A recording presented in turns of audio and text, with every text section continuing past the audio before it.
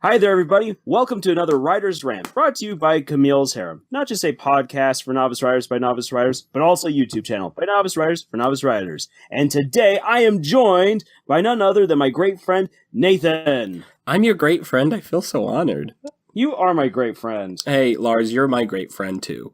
It's just, there's so much love here in both rooms where we are recording this. We're sharing it across 600 miles, something like that. However far apart we are. However far apart we are. Near, far, wherever you are. I believe that my heart will go on. Oh, yeah. We are totally winning an Emmy for this. I hope so. Someone please nominate us for the Emmys. But so for today, what we're going to do for our writer's rant is we want to rant about how terrible bland protagonists are, and we want to talk about more than just the Bella Swan archetype of bland protagonists, because we feel like there are other variations of bland protagonists, and they are all just awful. And you need to know what they are, so that way, if you're writing them, you can stop it. So let's jump into it. Let's. All right. Lars, you're probably more prepared for this than I am, so you go ahead and start us off. Okay. I'm actually going to do a shameless plug-in for our podcast right Please now. Please do. If you have not listened to our two-parter fanfic epic reading, The Fifth Champion, you really need to. It is hilarious. And we all wrote it ourselves. We purposefully wrote a terrible fan fiction, and it ended up being one of the most glorious things that we have ever done or read. It was so much fun. It was so much fun.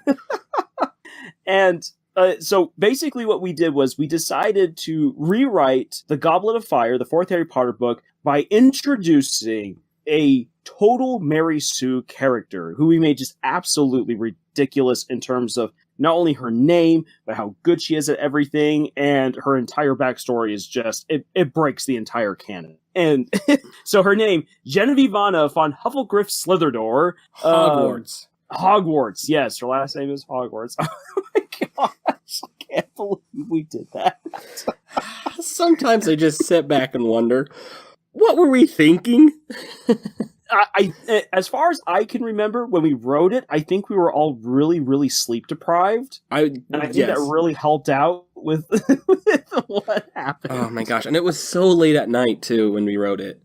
Oh my gosh, yes. But anyway, getting away from how we wrote it, which we've already talked about in another episode in our podcast, which once again you should be checking out how we went about writing this before we released our recordings of us actually reading through this gloriously bad fanfic.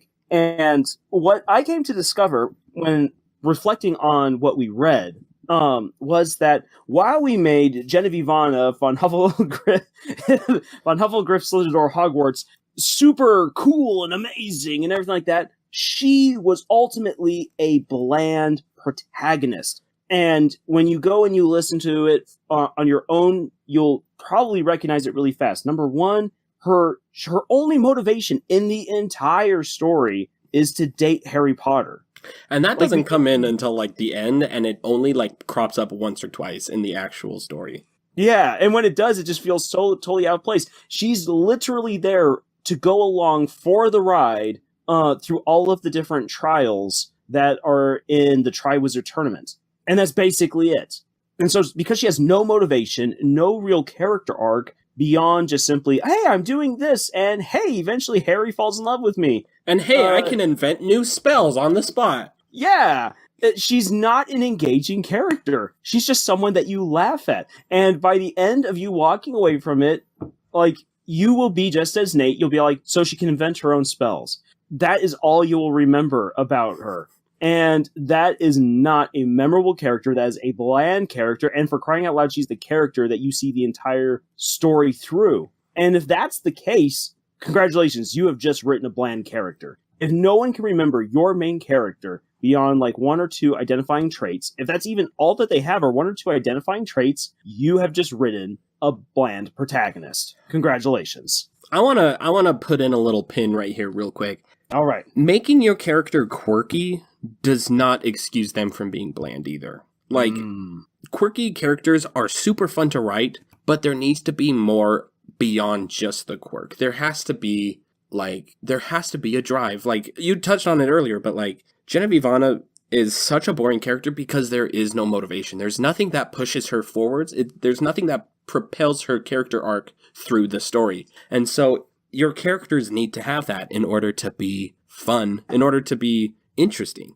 You need to have characters that have motivation. And on the subject of quirky characters, I'm going to jump on the main character from Steelhearts.